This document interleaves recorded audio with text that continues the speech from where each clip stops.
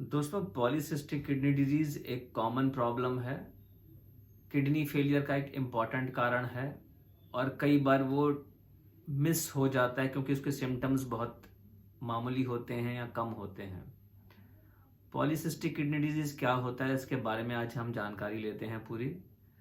Cyst होती हैं पानी के छोटे छोटे गुब्बारे बन जाना किडनी के अंदर, किडनी के मांस के अंदर, उसको हम सिस्ट कहते हैं। जब ये सिस्ट दोनों साइड में हो जाती हैं या फिर बहुत सारी हो जाती हैं किडनीज के अंदर, और जब इसकी वजह से किडनीज में जो है किडनी खराब होने की गुंजाइश होनी शुरू हो जाती है, इसकी वजह से दूसरी प्रॉब्लम्स होनी शुरू हो जाती हैं, तो इसको हम पॉलीसिस्टिक किडनी डिजीज कहते हैं। कई टाइप की होती हैं पॉलीसिस्टिक किडनी डिजीज, हम आज डिस्कस करेंगे जो सबसे कॉमन फॉर्म है उसका, जिसको कहते हैं autosomal dominant polycystic kidney disease या शॉर्ट फॉर्म है ADPKD। ADPKD होता है एक जेनेटिक डिजीज, हर 1000 में से एक इंसान में पाई जाती है और ये कि जेनेटिक डिजीज है, फैमिलीज में रन करती है। अगर किसी को है तो उसके बच्चों में 50% चांसेस हैं होने के, और अगर किसी एक बच्चे को है तो दूसरे उनके भाई बहनों को भी हो सकती है। क्यों जानना ज़रूरी है इसके बारे में? क्योंकि कई बार ये इसका डायग्नोसिस मिस हो जाता है, इसकी वजह से किडनी फेलियर हो सकता है, इसकी वजह से जो है आगे चल के डायलिसिस की ज़रूरत पड़ सकती है, किडनी ट्रांसप्लांट की ज़रूरत पड़ सकती है। 50-60% लोगों के अंदर इसकी वजह से जो है ब्लड प्रेशर हाई होने की गुंजाइश रहेगी, और जिन लोगों को ADPKD है उन लोगों को दूसरी कॉम्प्लिकेशंस भी हो सकती हैं, दूसरी प्रॉब्लम्स भी हो सकती हैं, जैसे कि ब्रेन में जो है ब्रेन की जो खून की नसें हैं उसके अंदर एन्यूरिज्म बन सकते हैं, नस जिसकी वजह से नस जो है कमज़ोर हो जाती है और नस फट सकती है, स्ट्रोक हो सकता है। फिर होता है कि हार्ट के वॉल्व्स की प्रॉब्लम हो सकती है, किडनी फेलियर हो सकता है, कुछ लोगों में इंटेस्टाइन की प्रॉब्लम, बड़े आंत की प्रॉब्लम हो सकती है। फिर अगर लेडीज़ को है, अगर डिलीवरी के टाइम पे उनको हाई ब्लड प्रेशर या कॉम्प्लिकेशंस हो सकती हैं। तो इसका डायग्नोसिस कैसे करते हैं? आमतौर पे अगर जो है जब हम अल्ट्रासाउंड कराते हैं किसी का और उसके अंदर सिस्ट पाई जाती हैं, तो उसका कुछ क्राइटेरिया होता है कि कितनी सिस्ट होंगी तो उसको हम पॉलीसिस्टिक किडनी डिजीज की तरफ, डायग्नोसिस की तरफ जाएंगे। तो अगर कोई 30 साल से कम है, अगर उसके दोनों किडनी के अंदर एक एक सिस्ट भी है या फिर किसी एक किडनी में 2 सिस्ट हैं, तो वो पॉलीसिस्टिक किडनी डिजीज की डायग्नोसिस की तरफ जाएगा। 30 से 60 साल की उम्र के लोगों के अंदर हर किडनी के अंदर 2-2 सिस्ट हैं, तो वो पॉलीसिस्टिक किडनी डिजीज कहलाएगी। या 60 साल से ऊपर जो लोग हैं उनके अंदर हर किडनी में 4-4 सिस्ट हैं, तो वो पॉलीसिस्टिक किडनी डिजीज की तरफ जाएगी। तो एक ही जेनेटिक डिजीज है, अगर किसी को है, किसी की फैमिली में है, तो उनको, पेरेंट्स को अगर है तो आगे 50% चांसेस हैं कि बच्चों में हो सकती है। बहुत कम केसेस में एक दूसरे टाइप की kidney disease, kidney cystic disease होती है, जिसको बोलते हैं हम autosomal recessive polycystic kidney disease. इसके चांसेस कम होते हैं, तो इसके बारे में हम ज़्यादा डिस्कस नहीं करेंगे। फिर होता है कि क्या सिम्टम्स हो सकते हैं। काफ़ी बार कोई सिम्टम्स नहीं होते हैं और यही एक प्रॉब्लम है। कई बार अल्ट्रासाउंड जब करवाते हैं रूटीन, तो उसके अंदर पता चलता है 60% लोगों के अंदर लेकिन हाई ब्लड प्रेशर की शिकायत रहती है, और वो आमतौर पे मेल्स में ज़्यादा होती है। फिर कुछ लोगों के अंदर यूरिन के अंदर ब्लड आना शुरू होता है। कई बार सिर्फ वो अल्ट्रासाउंड जो यूरिन का टेस्ट करवाते हैं और अल्ट्रासाउंड करवाते हैं, तो पता चलता है कि यूरिन के अंदर रेड ब्लड सेल्स आ रहे थे, जिसको कि हम RBC कहते हैं, और साथ में अल्ट्रासाउंड करवाया तो उसमें पता चलता है कि सिस्ट हैं उसके अंदर। फिर जो है किडनी स्टोन्स हो सकते हैं कुछ लोगों को। आमतौर पे जो पॉपुलेशन के अंदर स्टोन के चांसेस कम रहते हैं, पॉलीसिस्टिक किडनी डिजीज के अंदर किडनी स्टोन्स होने के चांसेस 20 से 30% रहते हैं, जो कि जनरल पॉपुलेशन से ज़्यादा है।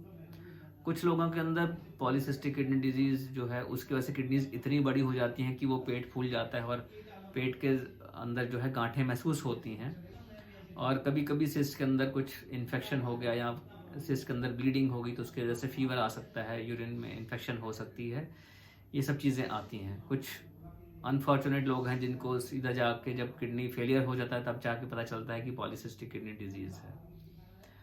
तो इसका डायग्नोसिस कैसे किया जाता है? जैसा कि मैंने बताया कि अल्ट्रासाउंड एक टेस्ट है जिसके अंदर सिस्ट पता चल जाती हैं। दूसरे जो टेस्ट हैं कई बार सीटी स्कैन करना पड़ता है या एमआरआई करना पड़ता है।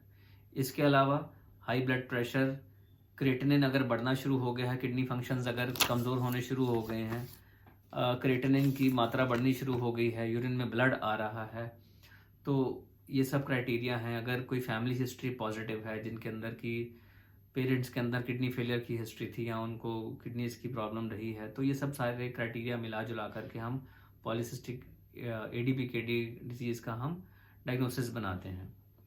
तो जिन लोगों को डिजीज़ हो गई है तो आगे अब उस चीज़ का क्या इलाज है? सबसे जो इम्पॉर्टेंट चीज़ है कि हमें कुछ तो डाइटरी मॉडिफिकेशंस करनी पड़ेंगी, कुछ हमें ब्लड प्रेशर मेंटेन करना पड़ेगा। तो सबसे जो इम्पॉर्टेंट काम है वो है ब्लड प्रेशर मेंटेन करना। ब्लड प्रेशर कई बार लोग मेडिसिन इरेगुलर लेते हैं, कई बार लोग कहते हैं कि नहीं अब बीपी ठीक हो गया, मैं लेना बंद कर दूंगा। तो ऐसा नहीं है, ब्लड प्रेशर की दवाई जब तक चलती रहेगी तब तक बीपी कंट्रोल में रहेगा। तो ब्लड प्रेशर एक सबसे इम्पॉर्टेंट अहम बात है इसके अंदर की, जिससे जो है हमें ब्लड प्रेशर कंट्रोल रहेगा तो किडनी फंक्शन का नुकसान कम रहेगा। इसके अलावा पेन किलर्स अवॉइड करनी चाहिए, स्मोकिंग अल्कोहल बंद करनी चाहिए, खाने में नमक कम करना चाहिए, एक्सरसाइज रेगुलर करनी चाहिए, रोज़ कम से कम 30 मिनट एक्सरसाइज करनी चाहिए। अगर आपका वेट ज़्यादा है तो वेट कम करना चाहिए। और अगर किसी की सिस्ट बहुत बड़ी हो गई है, किडनी बहुत बड़ी बड़ी हो चुकी हैं, तो उनको कॉन्टैक्ट स्पोर्ट्स अवॉइड करना पड़ेगा, क्योंकि चोट लगने से सिस्ट के अंदर ब्लीडिंग हो सकती है। अगर आप मैरिज वाली एज में हैं तो जेनेटिक काउंसलिंग ऑफर की जा सकती है, ताकि प्लान कर सकें कि आगे, क्योंकि बच्चों को भी सेम डिजीज़ हो सकती है, तो इसलिए इनको जेनेटिक काउंसलिंग की ज़रूरत होती है। जैसा कि पहले डिस्कस किया गया कि इनके अंदर ब्रेन एन्यूरिज्म होने के चांसेस हैं, हार्ट वॉल्व का जो प्रोलैप्स है, जिसको कि माइटल वॉल्व प्रोलैप्स कहते हैं, हार्ट के वॉल्व का एक डिफेक्ट है, 1/4 लोगों में ऐसा हो सकता है। एन्यूरिज्म्स के चांसेस होते हैं, जिसकी वजह से आगे ब्रेन में ब्लीडिंग हो सकती है, स्ट्रोक हो सकता है। तो किसी की फैमिली हिस्ट्री है स्ट्रोक्स की, जिनको कि यंग एज में स्ट्रोक हुआ हो जिनके पेरेंट्स में, तो उनको हम ब्रेन का MRI करवाने के लिए बोलते हैं, ताकि एन्यूरिज्म टाइमली डिटेक्ट हो जाए और उसको हम कॉम्प्लिकेशन होने से पहले ही इसको हम ट्रीट कर पाएँ। इसके अलावा प्रेगनेंसी के टाइम पे जो है लेडीज़ को प्री एक्लेम्पसिया नाम से हाई ब्लड प्रेशर की वजह से कॉम्प्लिकेशंस आ सकती हैं, तो उस केसेस में उनको हम मॉनिटर कर सकते हैं और ट्रीट कर सकते हैं अकॉर्डिंगली। इसके अलावा जब सिस्ट ज़्यादा हो जाती हैं तो और क्या क्या उसके अंदर ट्रीटमेंट ऑप्शंस हैं, क्या कोई मेडिकेशंस हैं, क्या कुछ और तरीके से उसको मैनेज कर सकते हैं। तो एक मेडिसिन आती है जिसको कि हम टोल्वेप्टन कहते हैं। वो कुछ सब लोगों को उसका रोल नहीं है, कुछ केसेस में उसका रोल है। किसी का एक जो किडनी फंक्शन की जो रेंज है, GFR बोलते हैं जिसको, EGFR, उसके अंदर हम अगर GFR 25 और 55 के बीच है, या फिर जो किडनी वॉल्यूम है 750 ml से ज़्यादा हो चुका है, तो उन केसेस के अंदर हम ये मेडिसिन ट्राई कर सकते हैं। उसका कुछ हद तक कुछ रोल है, लेकिन ये 100% एफिकेसी नहीं है इस चीज़ की, और ये जो है इसकी वजह से लिवर में भी डिफेक्ट हो सकते हैं। तो इसको अंडर मॉनिटरिंग ही दिया जाता है, और सब लोगों को ऐसा नहीं है कि सब लोग ये मेडिसिन ले सकते हैं। इसके अलावा ADPKD में कुछ लोगों को लिवर सिस्ट भी होती हैं, पर आमतौर पे उसकी वजह से लिवर ख़राब हो जाए इसके चांसेस बहुत कम होते हैं, लेकिन ये जानकारी होनी ज़रूरी है। मेन जो चीज़ है कि ब्लड प्रेशर कंट्रोल में रहे, हम डाइट फॉलो करें और अपनी हेल्थी लाइफस्टाइल मेंटेन करें, तो किडनी फेलियर की तरफ प्रोग्रेस होने के चांसेस थोड़े से कम हो जाएंगे। एक बार किडनी फेलियर होगा तो उसके बाद उसका क्या सॉल्यूशन है? उसके बाद 2 ऑप्शंस ही रह जाते हैं। नंबर 1 कि हम डायलिसिस पे आएँ या फिर हम किडनी ट्रांसप्लांट की तरफ जाएँ। अगर कोई सर्जिकली फिट है, अगर उसके लिए पॉसिबिलिटी है किडनी ट्रांसप्लांट की तरफ जाने की, तो किडनी ट्रांसप्लांट बेहतर ऑप्शन है डायलिसिस के कंपैरिजन में, डायलिसिस की तुलना में, क्योंकि किडनी ट्रांसप्लांट से क्वालिटी ऑफ लाइफ बेटर रहती है और लाइफ स्पैन जो है वो बेटर रहता है एज़ कम्पेयर टू कि डायलिसिस पे जाने के मुकाबले। इसके अलावा कभी कभी हमें किडनीज निकालनी पड़ती हैं, अगर वो ट्रांसप्लांट से पहले पेट पूरा भरा हुआ है, बहुत बड़ी बड़ी किडनी अगर हो चुकी हैं, पेट में जगह नहीं मिल रही है नई किडनी फिट करने की, तो कई बार जो नेटिव किडनीज हैं, जो ख़राब किडनीज हैं पॉलीसिस्ट किडनी डिजीज़ वाली, उनको निकालना भी पड़ता है। और कभी कभी जो सिस्ट में पेन होती है या ब्लीडिंग होती है उसको हम बहुत ज़्यादा उसके अंदर अगर बहुत बड़ी सिस्ट हो गई है, वो प्रेशर डाल रही है दूसरे ऑर्गन्स पे, उसमें इन्फेक्शन हो गया, तो कई बार सिस्ट को हम लेप्रोस्कोपिकली रिमूव कर सकते हैं या सीटी या अल्ट्रासाउंड गाइडेंस में उसके अंदर सुई डाल करके उसका लिक्विड निकाल करके उसके अंदर दवाई डाल सकते हैं। तो ये ऑप्शंस रहते हैं। और इसके अलावा अगर किसी को यूटीआई है तो एंटीबायोटिक से ट्रीट किया जाता है। अगर ब्लड आ रहा है यूरिन में तो अक्सर आमतौर पे वो खुद ब खुद बंद हो जाता है। और स्टोन्स अगर हैं तो उसको, अगर वो बड़े हो चुके हैं तो निकालने की ज़रूरत पड़ सकती है।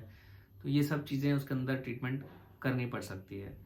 तो अगर कभी भी अल्ट्रासाउंड में सिस्ट आती हैं, आपका ब्लड प्रेशर हाई है, तो इस चीज़ को इग्नोर नहीं करना चाहिए। आपको तुरंत इस चीज़ का जो है इन्वेस्टिगेट करवाना चाहिए, और ताकि आगे चलकर किडनी की प्रॉब्लम्स ना हो, या किडनी की प्रॉब्लम्स हैं भी तो टाइमली डिटेक्ट हो जाए तो उसका ट्रीटमेंट या हम उस जो नुकसान हो सकते हैं उसकी वजह से उसको हम कंट्रोल कर सकते हैं।